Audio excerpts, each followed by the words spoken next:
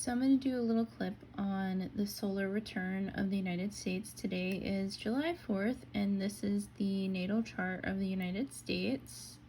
So this is the data, and from this data it generates the astrology chart of the US. So here's the US natal chart. This is the sun in Cancer, and the way that Astrology.com sets it up is it's a little bit tough to see, so I like to kind of look down at the degrees. The United States is 13 degrees sun, Aquarius moon at 27 degrees, 24 degree Mercury, and the US's sun is like right in the 7th, 8th house. So I would say more 7th house with Jupiter, Venus there, and then Mercury's in the 8th house retrograde natally with the North Node. So the United States has the North Node at 7 degrees of Leo, and that is in the 8th house. So interesting enough, the purpose of the United States is actually to create this kingdom energy, and I think it's going to be interesting. Venus retrograde is not going to be over this node, but Venus retrograde is definitely going to be in the 8th house of the United States. The thing that I want to say for the US, and I'm going to get into the solar return chart, but this full moon is definitely embodying the United States with the sun Mercury right here. So the full moon that we had, we're actually going to be working with, and I'll get into the solar return chart as well.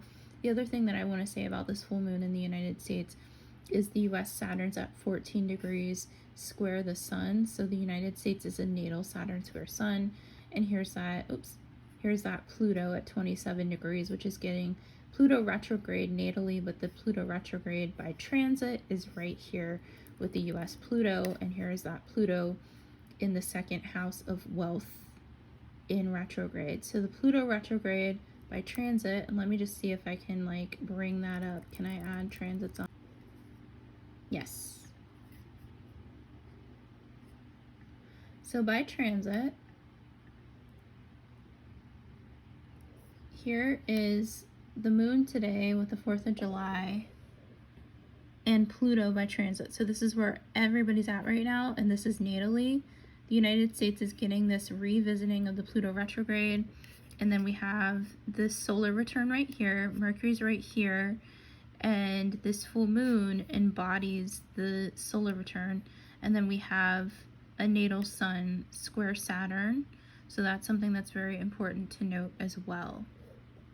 So this is Astro.com, and for anybody who wants to learn how to create and construct a chart, I did a chart just as the US solar return, adding in the data from the Astro Data Bank for the United States, it being 5:10 p.m. Eastern Standard Time in Philadelphia, Pennsylvania, July 4th, 1776, based on the Declaration of Independence. So I go into Astro.com, I put this in as an event, July 4th, 1776, 5:10 p.m.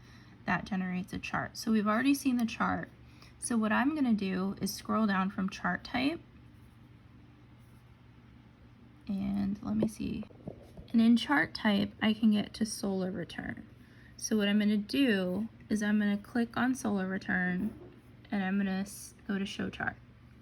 So we're going to generate this chart together. This is with the next 12 months, and sorry, my ads are going to just pop up because it's one of those kinds of websites, but I'm going to click out. So this is basically the solar return of the United States is going to be taking place on July the 5th at 10:37 a.m. So that is the solar return. But note that this full moon is going to be also influencing this as well, because a lunar event has taken place, and this is a lunar sun. So the full moon is also very much accounting for the next 12 months ahead for the US. So this is the US solar return chart. The solar return is in the 11th house of community with Mercury very close by. Now the moon rocking with this is Aquarius, which is about innovations, technology. So we're going to definitely have a lot of technological sort of advances and discussions. AI is not off the table. Saturn is in the 7th house in retrograde on the descendant of this particular chart, with the ascendant being at 6 degrees of Virgo. The midheaven, which is the public access part of the chart, is at, let me see if I can zoom in even more, is at 2 degrees of Gemini with Vesta on the midheaven. So there is a healing element here, and that is at 2 degrees Gemini with Vesta at 5 degrees. The north node of this, I like to look at the north node for the solar return ahead, is in the 9th house of higher learning. So this whole situation when it comes to the Supreme Court and loan forgiveness for education, higher education is definitely on the table. So I think it's very interesting that this is coming up right around the US solar return with higher education. And then if I want to look at finances here, let's look down in the 2nd house. Ceres is down there, Libra's here. So that means when the south node enters Libra, which is going to be in just a couple of weeks, the 2nd house is where a lot of release is going on. So we're having a lot of financial release, a lot of debt, a lot of recalibrating. And when we do have the nodal returns, when they are, excuse me, not nodal returns, but when the nodes enter Aries, we're going to have a movement into the 8th house here of karmic debts. So there's a lot of repayment of karmic debts here, especially with the sign of Aries, which is the sign of the warrior, which is not warrior, but warrior, which is in the sign, or in the 8th house, in the sign of Aries.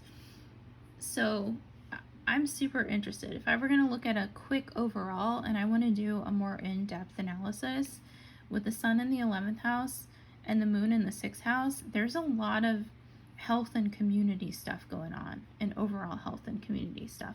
So this is just like a short little clip of what the US solar return is going to be for the upcoming year.